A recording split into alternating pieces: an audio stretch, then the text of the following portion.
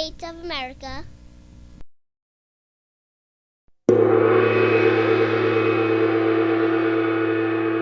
Situation. Another situation that's very simple as I understand is, why do we keep electing millionaires into government?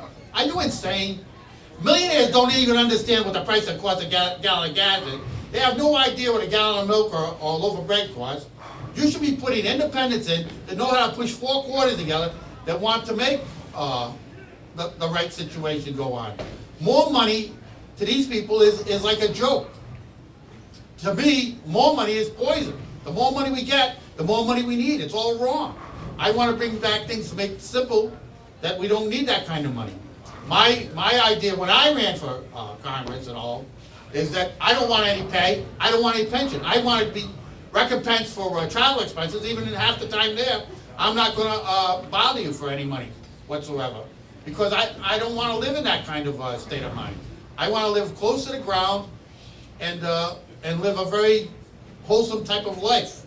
You know, I'm not into living into these all extravagant things and ways of living that these people have. You know, they take these vacations that cost zillions of dollars, and everybody treats them nice, and they get bored of. They're not above reproach. They all get bribed constantly by these junkets that they go on with the lobbyists and all. Those people won't bother me at all, because I'm not there to have a good time. I'm there to reclaim our freedoms back, and that's the only thing I'm interested in. And if it doesn't have to do with freedom, you know, I don't care about General Motors if they get such and such a tax break or this one or that one. Actually, to tell you the truth, the government, the federal government, by the Constitution, is to survive off import taxes. So if you want to buy a Toyota and bring it into this country, that's where the government gets its money from. You pay the extra money there. Only in a time of a war is the government allowed to tax the people, the federal government. See, basically, you have to understand it's a lot more simple situation, but it's been morphed out of control. And basically, when you swear allegiance to the flag, you swear allegiance to the republic.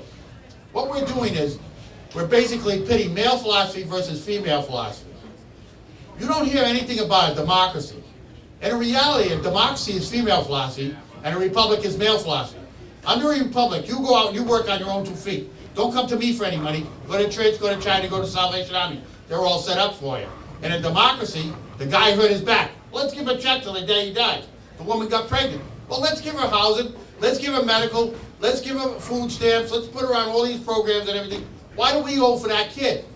We didn't cause that kid. If you want to have the kid out of wedlock or whatever, you're going to get your tubes tied. The guy needs to get his testicles taken off. That's the way that, because cruel and unusual punishment, the 8th Amendment of the United States Constitution. That's right. Whatever floats your boat without sinking everybody else's. It should be retrospective back to the populace again. You know, and that's therefore you cause an action, you get the opposite reaction. Golden rule. Charles, I got a question for you. Sure. Back to your public servant diatribe. Do you consider public school teachers public servants? Yes. 10 years. That's it. 10 years. What we need to do is we need to set up private schools against public schools, and you watch, you know, how this all works. Free markets, that's right. Free market, but the thing is you see, the young people will take these jobs to get in at first, and then when you're 50 years old, a lot of people get dismissed from their companies for whatever reason. A lot of the people will take those jobs. You want to be a cop? You can be a cop for 10 years. You want to be a fireman? You want to do 5 years as a fireman? Then you want to do 3 years as a politician? 2 years as a street sweeper? Great. 11th year, you're not back in public service anymore, because that's what's poisoning the government. It's this entrenched thing. It's always the same family names, especially here in Rhode Island. I've done a great deal of research on it all, and we are just being murdered with family, the Lynches, the Hawkins-Graziano family, Caprio. Why? You know, these people, just because they're born Kennedy, have a name that they deserve public service. And basically, you know, we should think in new terminologies. Someone like Bob Healy, who runs for Cool Moose, runs for the lieutenant governor position. I just talked to him the other day. He's going to run for lieutenant governor. He wants to eliminate the position. That's the only thing he wants a job for, is to get there so he can eliminate the job because it's absolutely useless. That's right, that makes sense. And yet, while Centracchio and Elizabeth Roberts were there in the debate, they both said that they thought that they should get paid for that. Bob Healy doesn't want to pay. Well, what are we, nuts? You know, it doesn't make any sense. Here we are getting a bargain. We're eliminating all these millions of dollars that they're wasting at that position, and we could have somebody that would do it for free. And it would go down in history and all. We just eliminate the lieutenant governor position because it has no value whatsoever. They don't do anything for nobody or nothing.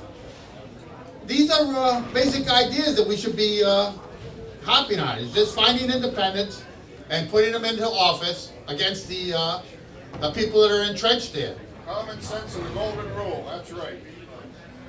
And basically, the thing about freedom, though, that you really have to understand is with freedom comes great responsibility, just like with great power.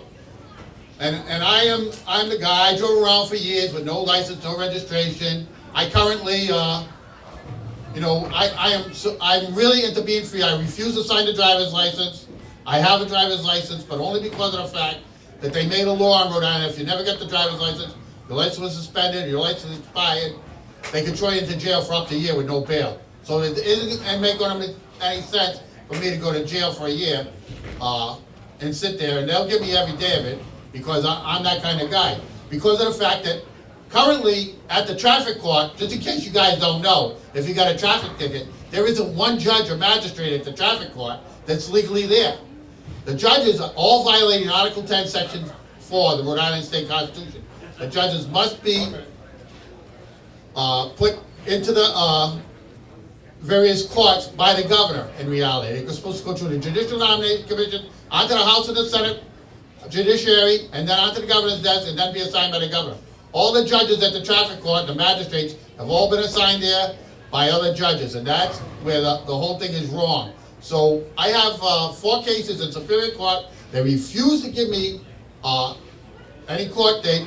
They're all on appeal from the traffic court because they all underlined a set of fact that they will not answer the question about Article 10, Section 4, which judge down there is legal. 30 seconds. Thank you very much.